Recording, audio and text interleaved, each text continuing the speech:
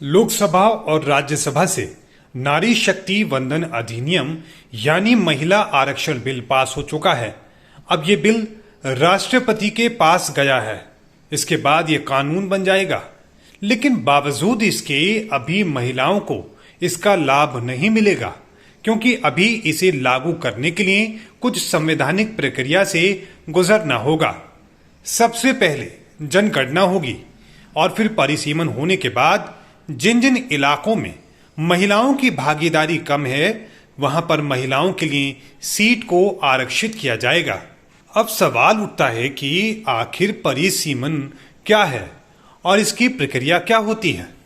परिसीमन आयोग का नेतृत्व सुप्रीम कोर्ट के एक सेवानिवृत्त जज करते हैं और ये जनगणना के आंकड़ों का विश्लेषण का काम करते हैं। आयोग जनगणना के आंकड़ों के आधार पर नए लोकसभा निर्वाचन क्षेत्रों का सीमांकन करेगा। जनगणना के आंकड़ों के अनुसार निर्वाचन क्षेत्र अनुसूचित जाति और अनुसूचित जनजाति के लिए आरक्षित हैं। एक बार जब संसद परिसीमन अधिनियम लागू कर देती है, तो केंद्र सरकार सुप्रीम कोर्ट के एक रिटायर्ड जज की अध्यक्षता में एक परिसीमन आयोग का गठन करती है। इस निकाय के आदेश कानूनी रूप से बाध्यकारी हैं और किसी भी अदालत द्वारा जांच के अधीन नहीं है। यहां तक कि संसद भी आयोग द्वारा जारी आदेश में संशोधन का सुझाव नहीं दे सकती, जिसमें मुख्य चुनाव आयुक्त या 2 चुनाव आयुक्तों में से कोई भी शामिल होता है। यदि ये प्रक्रिया विशेष रूप से किसी राज्य के लिए है, तो उस राज्य का चुनाव आयुक्त भी आयोग का सदस्य होता है। चूंकि आयोग एक अस्थायी निकाय है जिसमें कोई स्थायी कर्मचारी नहीं है, इसलिए ये लंबे समय तक चलने वाली प्रक्रिया को पूरा करने के लिए चुनाव आयोग के कर्मचारियों की मदद लेता है। हर जिले, तहसील और ग्राम पंचायत के लिए जनगणना डेटा जमा किया जाता है और नई सीमाओं का सीमांकन किया जाता है। आयोग जनसंख्या डेटा मौजूदा निर्वाचन क्षेत्रों, सीटों की संख्या की जांच करता है, सभी हितधारकों के साथ बैठकें करता है और सरकार को अपनी सिफारिश सौंपता है। आम जनता से प्रक्रिया लेने के लिए आयोग की मसौदा रिपोर्ट भारत के राजपत्र में प्रकाशित की जाती है।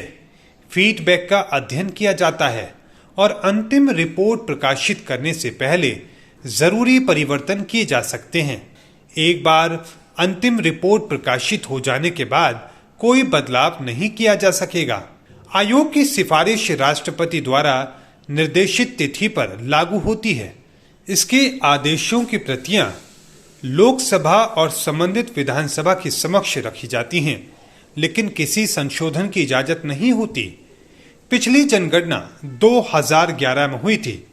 उसके बाद से देश की आबादी करीब 30% बढ़ चुकी है, इसलिए लोकसभा की सीटें भी उसी अनुपात में बढ़ेंगी।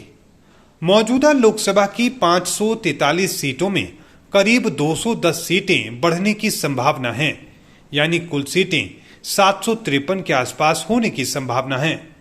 कुछ रिपोर्ट में बताया गया है कि सुप्रीम कोर्ट के फैसले के मुताबिक लोकसभा और विधानसभाओं की कुल सीटों में से 33% सीटें महिलाओं के लिए आरक्षित करने के लिए ट्रिपल टेस्ट जरूरी है।